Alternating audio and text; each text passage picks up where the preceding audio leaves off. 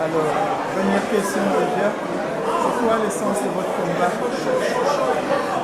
Déjà, merci de me poser la question. L'essence de notre combat, c'est de réussir l'émancipation du peuple noir, du peuple africain, et aussi son unité par-delà l'Afrique, dans le monde entier. Donc c'est un combat d'émancipation, de conquête de souveraineté que nous n'avons pas encore obtenu dans les domaines essentiels que sont l'économie, la culture, la politique même. Voilà.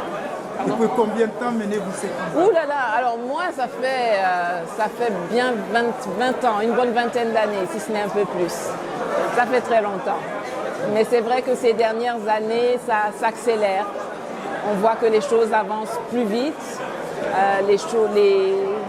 nos messages résonnent beaucoup mieux, il y a plus de combattants. Et il y a plus de personnes qui sont réceptives et qui comprennent les enjeux de ce qui est en cours et qui rejoignent le combat. Donc ça s'accélère, mais ça fait bien 20-25 ans. Comment réagit votre entourage à la télévision? Écoutez, l'entourage, c'est toujours un peu la peur, parce que on reçoit beaucoup de menaces,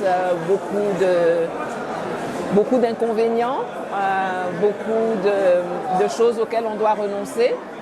Donc il y a toujours une certaine peur, mais aussi une grosse fierté de la part de l'entourage de voir que les choses auxquelles on croit sont en train de se réaliser, ou tout au moins sont en train d'avancer dans le bon sens. Influenceuse de Poutine, Oui, c'est ça. voilà, C'est ça la télévision suisse, oui. Oui. Et vous vous sentez coupable par rapport à ça? Ah non, pas du tout. Alors, pas du tout.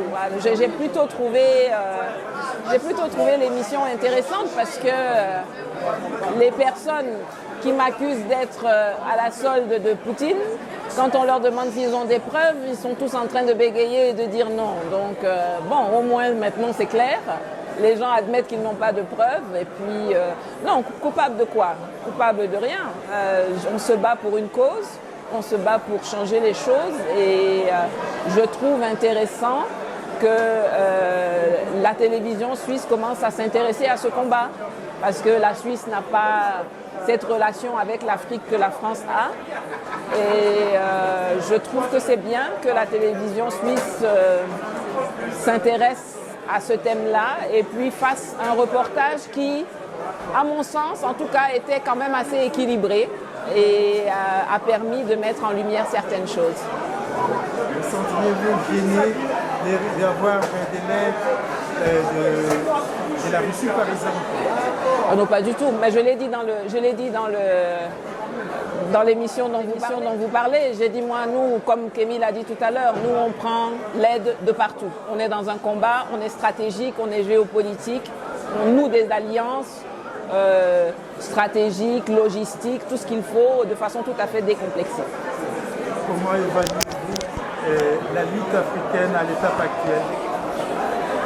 On avance bien, d'ailleurs, je crois. Je pense que ces dernières années, on a avancé beaucoup plus vite que la dernière décennie, on va dire. Ces derniers mois, tout s'accélère et c'est palpitant. Et c'est dû à quoi cette accélération? C'est dû au fait qu'il y a de plus en plus de personnes qui sont impliquées dans le combat. Il y a de plus en plus de personnes dans certains pays qui arrivent dans des positions de décision pour donner une suite politique, économique au combat que nous menons, et donc naturellement ça s'accélère.